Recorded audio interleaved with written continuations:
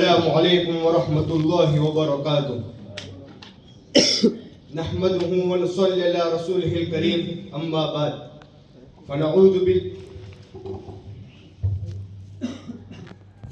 باللہ من الشیطان الرجیم بسم اللہ الرحمن الرحیم لا تقتلوا اولادکم خشیۃ املاق نحن نرزقهم وإیاکم وقال النبی صلی اللہ علیہ وسلم تزوجوا الودود الولود فإني مكاثر بكم الأمم يوم القيامة كما قال عليه الصلاة والسلام. برادران اسلام، حاضرین جلسہ،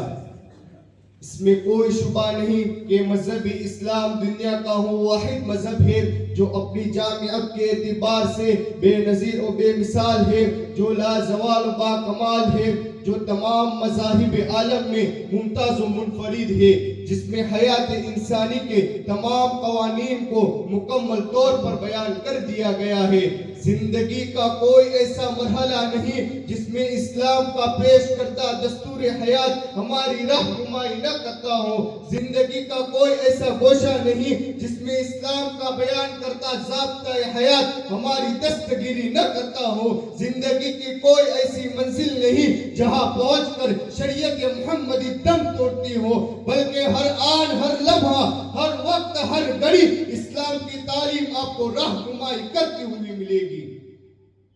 عبادت ہو یا سیاست، معاشرت ہو یا تجارت، خلوت ہو یا جلوت، مرنا ہو یا جینا، شادی ہو یا غم، ہر جگہ شریعت اسلامیہ یکتا منفرد حیثیت و مقام رکھتی ہے۔ اسلام وہ مذہب ہے جس نے پوری دنیا کو تہذیب و تمدن کا درس دیا، انسانیت کا پیغام دیا، جینے کا طریقہ بتایا، معاشرت کا وہ درس بتایا کہ بڑے بڑے دانشوران قوم کو اسلام کے در پہ ماتھا ٹیکنے پر مجبور ہونا پڑا۔ فارس روم کی عقلیں حیران ہو گئی، سکندر و دارا کی زبانیں خاموش ہو گئی، سقراط اور افلاطون کی زبانیں گھوم کا شکار ہو گئی، اور کہنا پڑا واقف تو ہے اس راز سے یہ دار و رسن بھی، واقف تو ہے اس راز سے یہ دار و رسن بھی، ہر دور میں تکمیل وفا ہم سے ہوئی ہے۔ میرے عزیز دوستوں،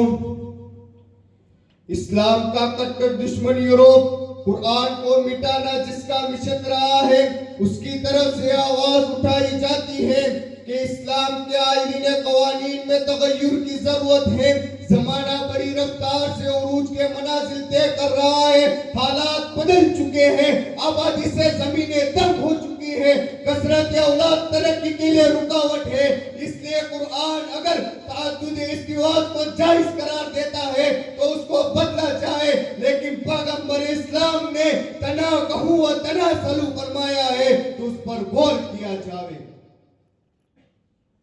اگر اسلام نے کثرت اولاد پر بنظر تحسین دیکھا ہے تو اس پر نظر ثانی کی جائے، یہ بس وقتی باتیں تھی، اب اس کی کوئی گنجائش نہیں۔ جگہ جگہ نسل بندی اور فیملی پلاننگ کی آواز اٹھائی جاتی ہے، سڑکوں چوراہوں پر ہم دو ہمارے دو، ایک کے بعد ابھی نہیں، دو کے بعد کبھی نہیں کا نعرہ لگایا جاتا ہے۔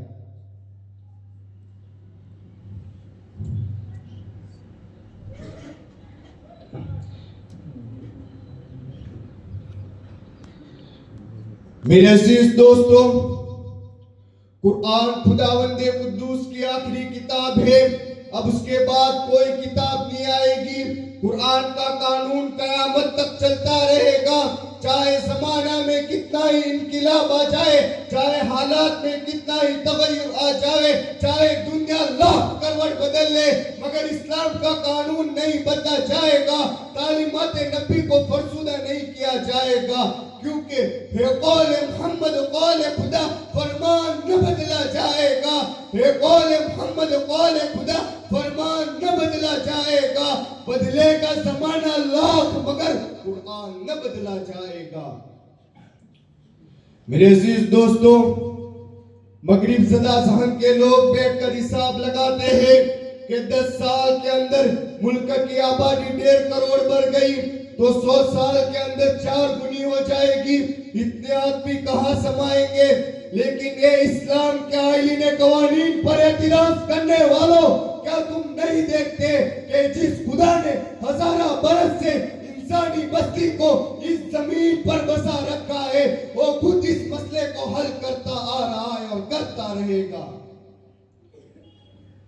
قرآن مجید میں ارشاد فرمایا وَمَا مِن دَابَّةٍ إِلَّا عَلَى اللَّهِ رِزْقُهَا، زمین پر چلنے پھرنے والی تمام چیزوں کا رزق خدا کے ذمے ہے۔ ایک جگہ پر ارشاد فرمایا ان اللہ هو الرزاق ذو القوة المتین، اللہ تعالیٰ جسے چاہتا ہے بے حساب رزق دیتا ہے۔ ایک جگہ پر ارشاد فرمایا ان اللہ یرزق من یشاء بغیر حساب، اللہ تعالیٰ جسے چاہتا ہے بے حساب رزق دیتا ہے۔ میرے عزیز دوستوں، چنانچہ وسائل جو آج ہم دیکھ رہے ہیں وہ پہلے نہیں تھے۔ جو آبادی بڑھی، اس کے ساتھ معیشت کے اسباب اور ذرائع بھی پھیلتے گئے۔ ہزارہ برس سے چولہے پر رکھی ہوئی ہانڈیوں سے اٹھتی ہوئی بھاپ دکھائی دے رہی تھی، مگر کسی کو اندازہ نہ تھا کہ 18ویں صدی کے نصف اخیر میں یہ بھاپ رزق کے کتنے دروازے کھلنے والی ہے۔ میرے عزیز دوستو، کچھ دن پہلے کسی کے خواب و خیال میں بات نہیں تھی کہ بہت جلد زمین کے پیٹ سے پیٹرول کے چشمے ابلنے والے ہیں، اس کے ساتھ موٹر اور ہوائی جہازوں کی صنعت ابھر کر معیشت کی ایک دنیا برپا کرنے والی ہے۔ پہلے لوگ جھوپڑیوں اور پہاڑوں کی کھو میں اپنی زندگی گزارا کرتے تھے، مگر آج سنگے مرمر کے مکان، عالیشان بلڈنگیں، فلک بوس عمارتیں ہیں۔ پہلے لوگ ڈاک کے ذریعے ایک جگہ سے دوسری جگہ اپنا پیغام بھیجایا کرتے تھے، مگر آج کمپیوٹر اور انٹرنیٹ کا زمانہ ہے۔ تو ذرا بتاؤ تو صحیح کہ ان تمام چیزوں میں کس کی کرشمہ سازی ہے، ان تمام چیزوں کے وجود کی کس کی کار فرمائی ہے، کس نے ذہن دیا، کس نے سبق پڑھایا، کس نے فضا پر حکومت کرنا سکھایا، کس نے چاند پر کمر ڈالنا سکھایا؟ ذرا یہ تو بتاؤ کہ کس نے تم کو زمین پر چلنا سکھایا اور کس نے تم کو جینے کا طریقہ بتایا؟ ان تمام سوالات کا کیا جواب دوں گے؟ یہی نہ کہ ان تمام چیزوں میں اسی ایک ذات کی کار فرمائی ہے جو خالق کائنات، مالک کائنات ہے، جو رزاق ذو القوت المتین ہے، جو رب السماوات والارض ہے، جو تمام جہانوں کا پالنہار ہے۔ میرے عزیز دوستوں، آج سے 1400 سال قبل جب زمانے جاہلیت میں لڑکیوں کو زندہ درگور کرنے کا عام رواج تھا،